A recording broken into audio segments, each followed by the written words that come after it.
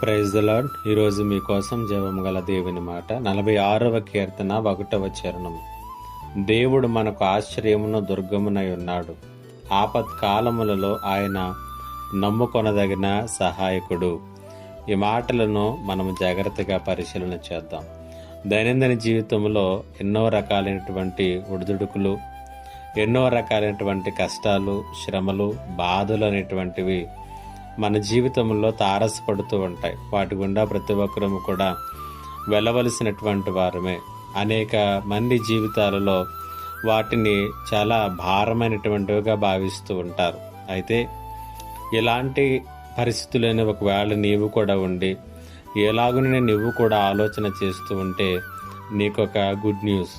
46వ కీర్తన 1వ చరణంలో దావీదు అంటున్నటువంటి మాట, దేవుడు మనకు ఆశ్రయము, దుర్గము, ఆపత్కాలములో ఆయన నమ్ముకొనదగిన సహాయకుడు అంటూ ఉన్నాడు. అనగా ఇక్కడ కీర్తనాకారుడు చెబుతున్నటువంటి మాట ఏంటంటే, నేను దేవుని సహాయముతో ఎటువంటి తుఫానునైనా ఎదుర్కొంటాను, ఎటువంటి పరిస్థితులైనా తట్టుకొని నిలబడతాను అనేటువంటి సంగతిని తెలియచేస్తున్నాడు. అందుకనే ఆ తర్వాత వచనాల్లో ఆయన అంటాడు, భూమే మార్పు నిందిన, నడి సముద్రంలో పర్వతాలు మునిగిపోతున్నా, జలములు ఘోషించి నురుగు కొట్టినా, పర్వతాలే కదిలిపోతున్నప్పటికీ కూడా నేను మాత్రం భయపడను. ఎందుకంటే నాకు ఆశ్రయముగా, నాకు దుర్గముగా దేవుడున్నాడు. నేను ఆపదలో ఉన్నప్పుడు నాకు సహాయం అందించేటటువంటి ఒక సహాయకుణ్ణి నేను కలిగి ఉన్నాను అనేటువంటి సంగతిని ఆయన దృఢముగా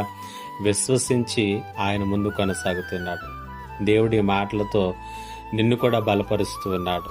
ఒకవేళ నీ జీవితంలో ఎలాంటి తుఫానులకు నువ్వు నిలబడ్డావు, ఎలాంటి పెనుగాలులలో నీ జీవితం ఉన్నదో పర్వాలేదు, దేవుడు నీకు దుర్గముగాను ఆశ్రయముగాను ఉన్నాడు.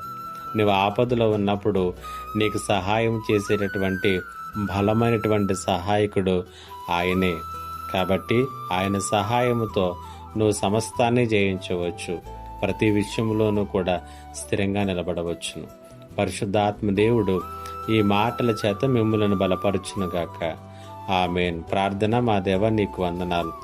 ఎవరైతే ఈ లోకంలో కష్టాల గుండా, ఒత్తిడులు గుండా, భారముల గుండా వెళ్ళుచు ఇవి మోయరానటువంటి భారములు అనుకుంటూ ఉన్నారు, ఇదిగో తండ్రి, సహాయకుడిగా నేనున్నానని సెలవిచ్చిన దేవా, అట్టి బిడ్డలను మీరు బలపరిచి ముందుకు నడిపించమని యేసు నామములో అడుగుచున్నాను తండ్రి.